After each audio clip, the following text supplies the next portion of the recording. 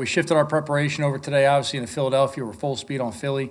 Today will actually be a walkthrough practice. We're going to take the time today to kind of get our guys moving on a lot of the install that apply early downs and get into some third down stuff, get us to jump on that. And tomorrow we'll be on the field full speed and have a normal Friday. That's the plan for the week. Obviously dealing with Philadelphia, it's a division opponent, so there's a rivalry aspect to this. You can take the records out of it. It's really irrelevant at this point. All that matters is, competing against Philadelphia and playing our best game on the field. I'd say in relation to the last game, to us it's really irrelevant, the result of anything that happened last game. All that matters is we learn from our experiences on the field and that we play a better game and a complete game as a team. But this is a different team. This is an improved team. They got a lot of their guys back off of injury. They're an explosive offense. It's one of the top defenses in the league. And obviously Dave Fitt does a tremendous job on special teams. So we have a lot of respect for this opponent. We got to have a good week of preparation, and we got to go make sure we execute on the field on Sunday for 60 minutes. That being said, I'll open up to any questions you have. Lester. Hi. Les Bowen from the Philly Inquirer. Joe, while the result of the last game might be irrelevant, what did you learn from that? Doug Peterson noted in his press conference today that you basically had him beat with 5 minutes left in the game. What do you think you need to do to get that to the finish line this time? Well, the part that he referenced, those last 5 minutes, is the most important part in that game. We've got to finish as a team and play a complete team. You can't fall asleep on Philly. They're an explosive team. They do a great job in situations.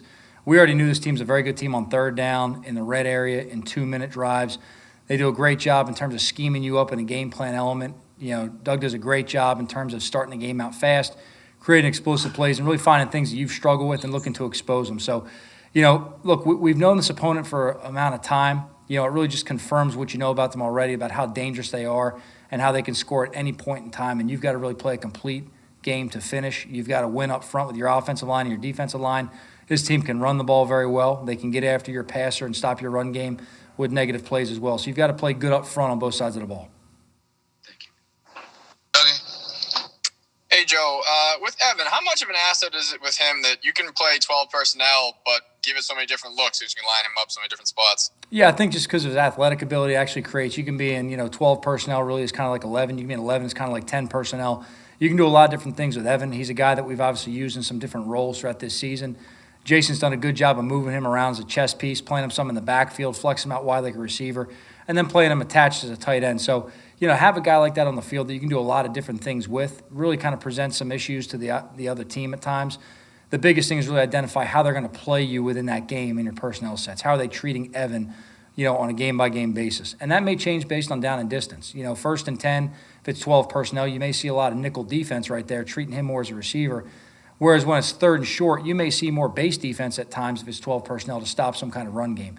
So it all depends on who the opponent is and how they're matching up. But he's definitely a guy that has a lot of versatility. Nice, Joe. Art. Hey, Joe.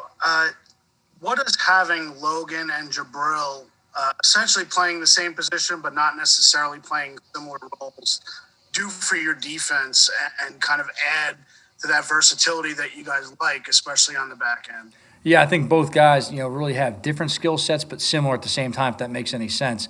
Their ability to really play different spots gives Pat a lot of flexibility and freedom in how he calls the defense, but then also how he designs it and adjusts it within the game. And I think that's probably one of the biggest strengths right now for us defensively is between Pep and Logan, we can make a lot of adjustments within the game because both guys are highly intelligent. Both guys really see it conceptually and know the game. And within a game, if they're getting a tendency on us, we can flip them in terms of responsibility, or we could adjust something based on what they're doing game plan-wise that really helps us out. But both guys have been, Pep has really improved this season in terms of playing a deep part of the field. He's really been an asset back there.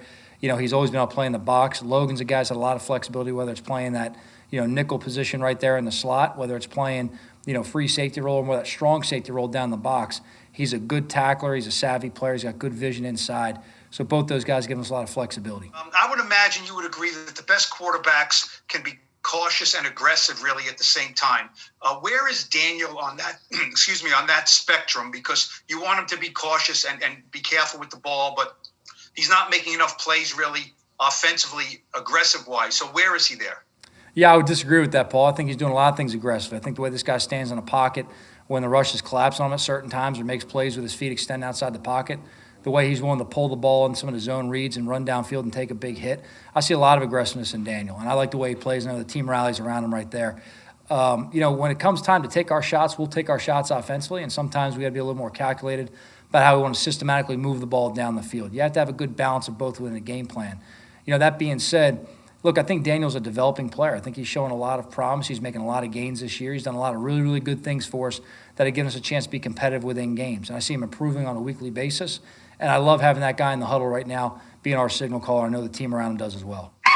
Okay, if you don't like the word aggressive, do you see any tentativeness in him at all when he's processing things in his mind that I don't want to make a mistake? No, not at all. Not at all. And I think he's really done a good job of, sitting back and dissecting the defense at times this year and finding the right receiver. And at the same time, when we go ahead and we put scheme-type plays out there to isolate a certain player, he's done a good job as far as getting the ball distributed to those guys and make sure he gives them a chance to make a play with the ball in their hands. Thanks. All right. Joe, I know their personnel has changed a lot since the last time you played them. But in terms of your team, do you feel like you're a different team than you were just a short couple of weeks ago when you played these guys? I feel we're getting closer and closer to what we want to be as a team, Tom. And I think we're improving every week, and I see that, and the players see that on the tape when we turn it on there. We want our identity to be something that jumps off the tape at us when you watch it. There doesn't need to be volume on the tape for a reason. That's because all you have to know is what you see. So we turn the tape on, our players see it, they understand what they're doing, what they're improving on. We're also very transparent and very blunt about what we have to correct and make sure we get better on a weekly basis. But look, we've sliced up every which way possible for our players to show them, what we're doing well, what we have to improve on. Do I think we're a different team? I think we're an improving team. I think we're an improving team, and I see strides made with all the players on a weekly basis. I'm very pleased with the way they come to work, how they've already started off today and get on the field. I know we'll make strides today going forward. And then is it fair to assume that since they weren't designated to return, that O'Shane and McKinney are going to be on the other side of the bye? So we're kind of milking that a little bit right now, Tom, for being a walkthrough today. We'll actually take a look at these guys, with the trainers today and see how much strides they've made and if we think it's realistic to get them in the game this week. Because it's, you get that 21-day window right there, Tom, to return. There's really no advantage of just pushing them back that day early to get them into a walkthrough when essentially they could get what they need in the meeting anyway. Zach. Hey, Joe. With Austin Mack, I've noticed that he's not afraid to get into it with cornerbacks. If they start shoving him, he doesn't back down. He's willing to get in there and block. How much is that something that stood out to you during training camp when you obviously didn't have preseason games to evaluate him? Was that toughness and willingness to not really back down from anything? Is that something that caught your eye? Yeah, absolutely. He's definitely a scrappy dude. I think, one thing about Austin, I've kind of told him this directly. I've said, look, man, you're just kind of guy that hangs around a lot and you make plays and you do things, you block for us, you're going to make tough catches. You're going to help us in the kicking game at different times. He just keeps showing up. He's a guy that at times he may not flash all the time, that does something kind of, that just jumps out at you. But he just keeps making play after play after play, and he shows up on a regular basis. Look, for a young player, this guy's, he's a smart player. He's an instinctive player. He's a guy that Tyke can take at any point in practice, and if someone needs to come out for a rep, he just throws him in that position. Doesn't matter which one it is. He knows everything on the field.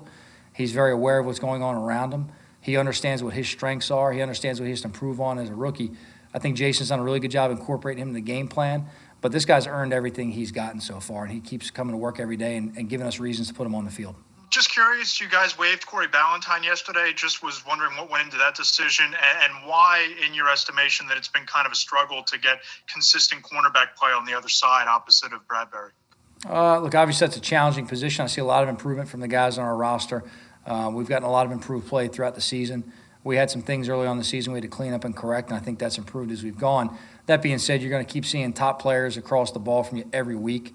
It's the National Football League. There's always going to be good skill players to run routes and work to get open, and good quarterbacks who are going to throw them open at times. So we've got to keep improving at all positions in the defensive backfield, but I see those strides every week. Specifically to Corey, we like Corey a lot. We have a list of roster moves we have to make throughout the season. We did what we thought was best for the team.